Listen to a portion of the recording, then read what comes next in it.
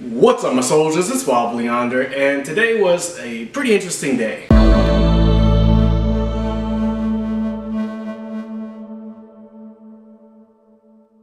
So today was actually my last day as an enlisted airman in the Air Force. I will be going to the Air Force Academy in about a week, and after that I'll be a student there, and then after that I'll be a commissioned officer.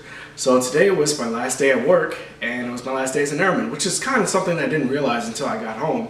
I took my shirt off, and I was like, that's probably the last time I'm going to take stripes off, take my shirt off after work.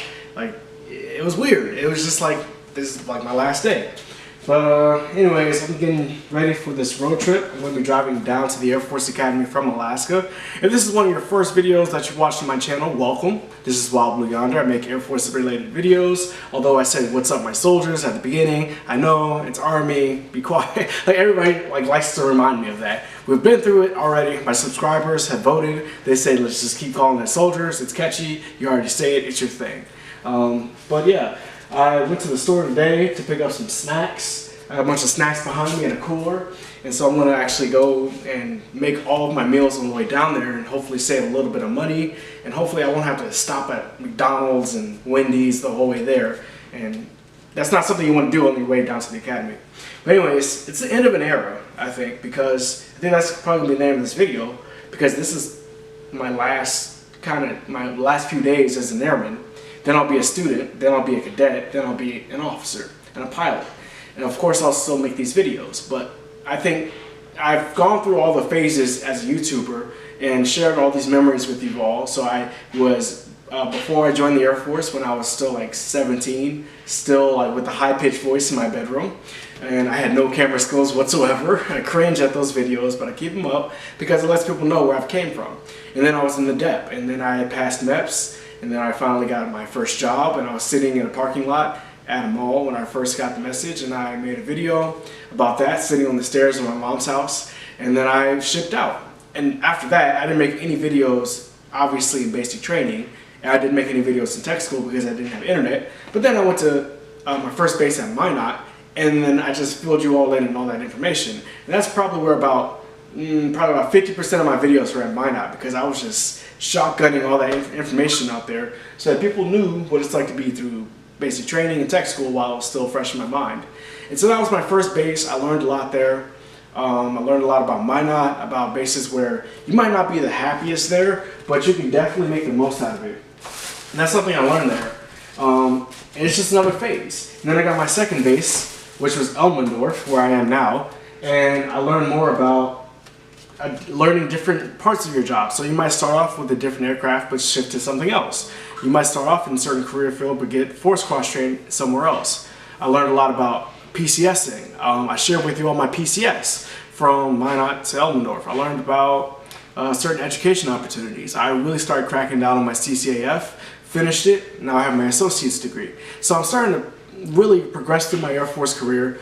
I got accepted to the Air Force Academy back in February. You all were one of the first people to know. If you want to check that video out, you can check that out as well. And since then, I've been really busy, like super busy. Today was probably one of the busiest days of my Air Force career in terms of stress and running around and realizing how much the Air Force makes you run around. So my day started off, I really didn't go to work today because this is like my last day. And they're like, hey, listen, you know what? Just take this day. You're dismissed. Just go do whatever you got to do. And that's kind of how this whole week has been. So I had to pack up all my stuff, and I had to go down to the airport because I just went on leave, and they lost my bag. So I tried to go back to find it. They don't know where it is. I'm probably not getting it back. And the thing about that is, all of my stuff was in that bag because everything else has been boxed up and it's being shipped away. So everything I had was in that bag, and I had to basically go out, buy a new toothbrush, new razor, new soap. Luckily I had some more stuff back at home. I had a few outfits here, so I've been basically wearing those.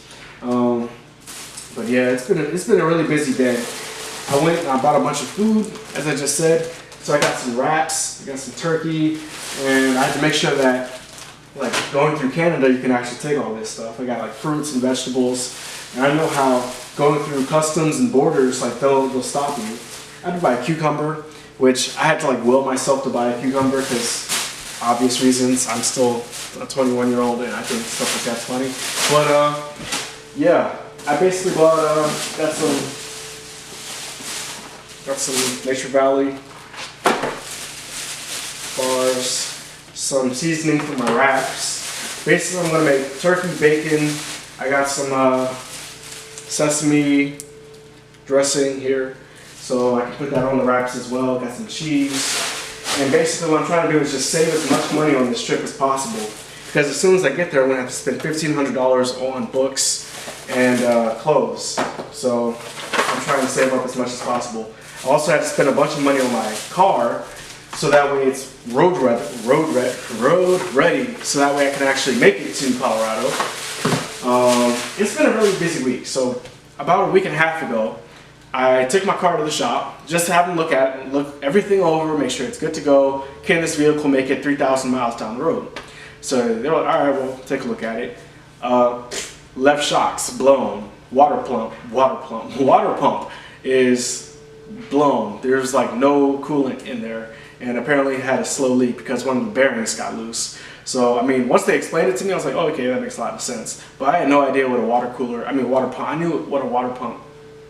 I mean, I knew it existed, but I didn't know what it did. So I found out what that was. I love learning about cars anyways, but usually I don't learn about it until something goes wrong and I have to fix it. Yeah, shocks are blown, needed a new water pump. There's an ant on the floor, ADHD. I needed a new water pump. I wanted to get my brakes done, but that was going to cost too much money. And they said they were good to go. Like, if you wanted to replace them, you can, but they're pretty much good. So I was like, all right, hold off on that. Just do the necessary stuff. I had to get a new spare tire because my spare tire was flat, which I had noticed, and I just asked them to just get a new tire for me. And something else, all the lights were good, fluids were good, got a new oil change. But yeah, everything else is pretty much good to go. So I'm ready to go pretty soon. I got some spinach for the wraps as well. For breakfast, I had some donuts, bagels with some cream cheese.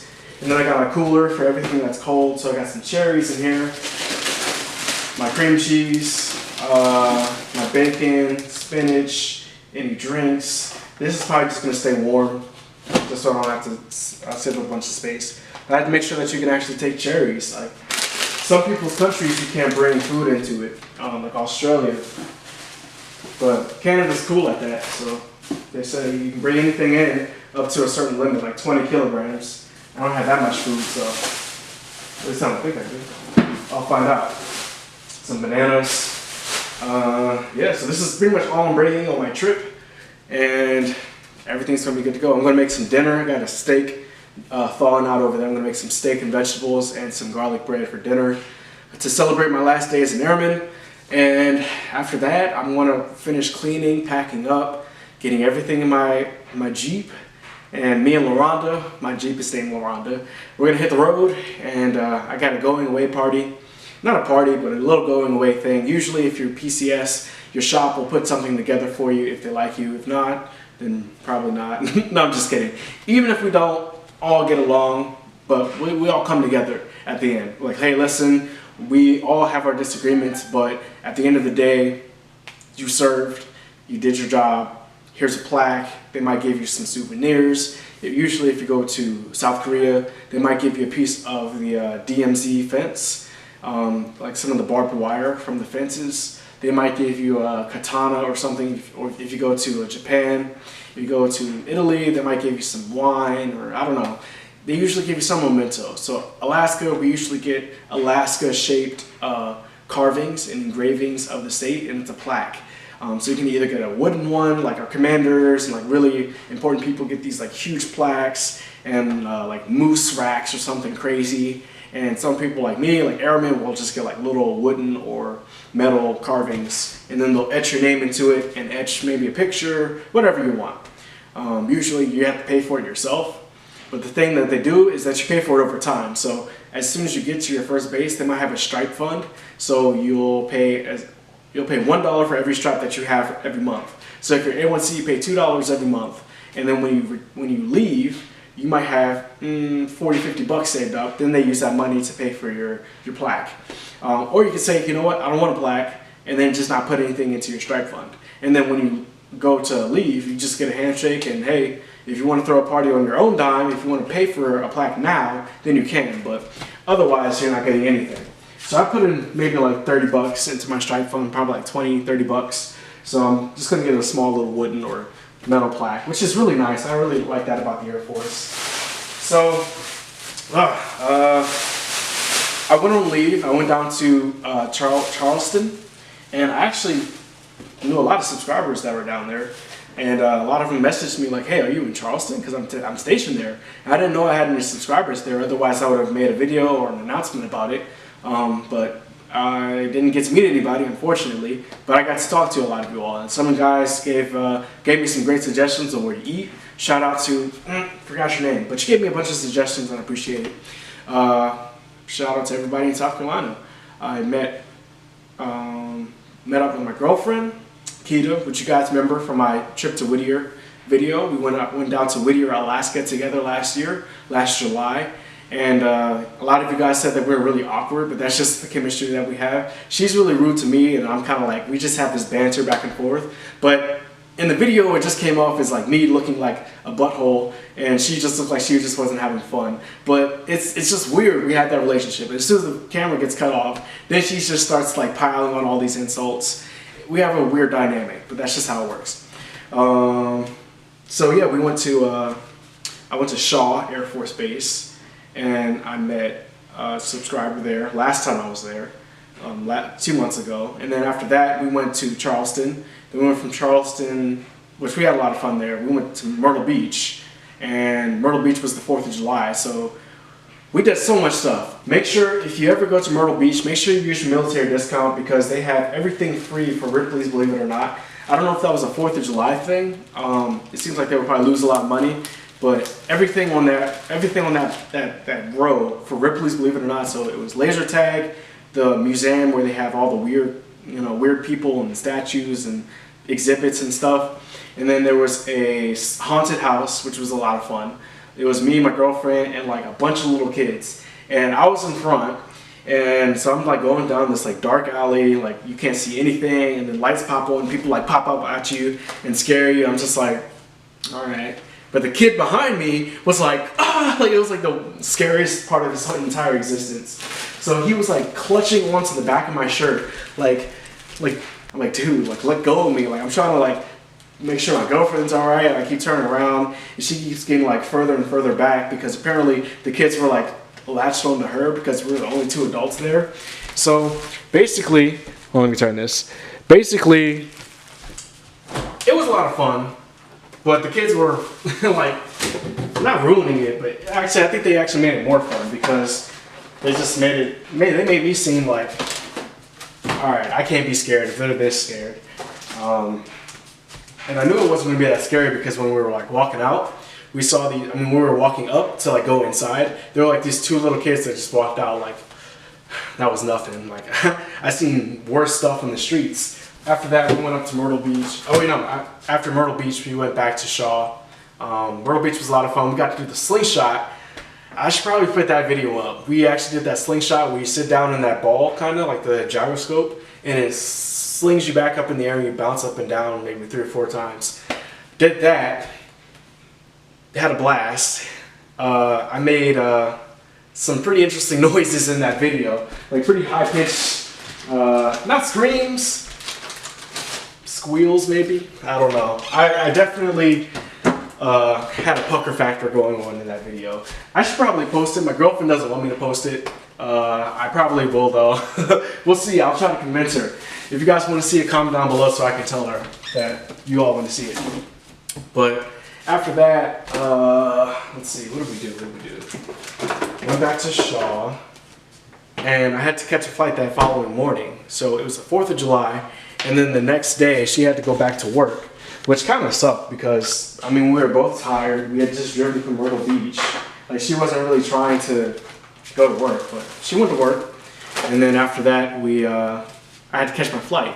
So I caught my flight back to, it's supposed to go from Columbia, which is right next to Shaw, up to Charlotte, over to LAX, and then up to Anchorage. The flight in Charlotte got delayed because of weather, so I missed my connecting flight in LAX, and then they put me on a new flight the next morning, so that put me back in schedule for out processing, which made today really crazy. They lost my bag in LAX. I had to be put on a new flight, which I missed. I missed the second flight the next day because LAX is really confusing because they essentially, I'll be back. They essentially, oops, I dropped my tortillas. LAX is really confusing because they have so many different terminals and everything is widespread. So I look at my boarding pass and it says, okay, blah, blah, blah, blah, blah, not fit for itinerary. Or not fit for travel. It was my itinerary. It's what the airline gave me the day prior, saying, oh, come back tomorrow, we'll put you on a new flight. So TSA told me like, oh yeah, you gotta go back down and go back to American Airlines, and they're like, this is the wrong flight, you need to go to Alaska, so I went to Alaska, and then they were like, okay, do this and this and this, so I'm like, up, through security, I found a water bottle in my backpack, I go through security again, met a subscriber, which is kind of awkward, like going to TSA, then I go back through, then the bomb dog sniffed me, the bomb dog sat down, and I was like, alright, here we go again, so I have to go back, I don't have any bombs, I'm not a terrorist, like, just let me go. So I went through a third time, and the third time, I got selected for a random screening, so I had to go back again and go through it a third time, and then I think I finally got through after that. So that's what happened. I spent probably about an hour and a half in the airport after getting off the plane, after being delayed in LAX, after losing my bag. So I was through. My friend picked me up from work, took me down to the dealership, picked up my car, had to pay a fork load to get my car out of the dealership. So today has been really busy. I went into work, ready to out process, and apparently there's a bunch of stuff I had to get done. So this is the out processing checklist. All of these are like different things and different people you have to go see. Each one, and it's about 4 pages. All small print, each one. I had completed about 80% of it, but I'd say probably about 90% of it. And there's a few things that still need to be signed off that weren't. And I assumed it would take, you know, a few minutes, maybe a few hours, but they were like, no, it's usually supposed to be done like weeks ago. I was like, I didn't even have my orders until 2 weeks ago, so I don't know how that was supposed to be done. But we ended up getting it done, got my order, not my orders, I got my final out, and now I'm final out of the base. Anyways, that's a huge update, an end of an era. I wanted like a big wrap up of like all the rigmarole I had to go through today, and everything that I've been going through. And it's a typical airman in the Air Force, you have to do all this. Every time you PCS, it is a headache. I made videos about it before, about how PCSing sucks, and about how you and your family will be stressed. You will not have a lot of fun when you PCS until you leave out. It's an opportunity to make some money when you PCS. If you play your cards right, like they're paying me $142 a day for per diem. So this is for my hotel, my food, and that's it, hotel and food, and any other expenses I might incur. So yeah, I could stay in a hotel that costs $140 a night and then pay for the food out of pocket, or I could stay in a $50 hotel and bring my own food and pocket that extra $100. The Air Force is still going to give you that money, so that way you have the opportunity to live a more comfortable PCS. They're not going to only give you like what you spend, but yeah. So if you play your cards right, you can earn a few $100s. In some cases, especially if you have a big family and a lot of stuff and you're moving all this stuff on your own, you can actually make even more money just by playing the system. I will see you guys in my next video, which will be probably, I feel like I've been like this, like the whole video, like just relaxing. I'm tired, but also the camera's weird. It makes me feel like it's way lower shot. But anyways, thank you guys for watching. I will see you guys next time on WildBlueYonder. Thank you guys for watching. I'll see you guys next time. Peace out.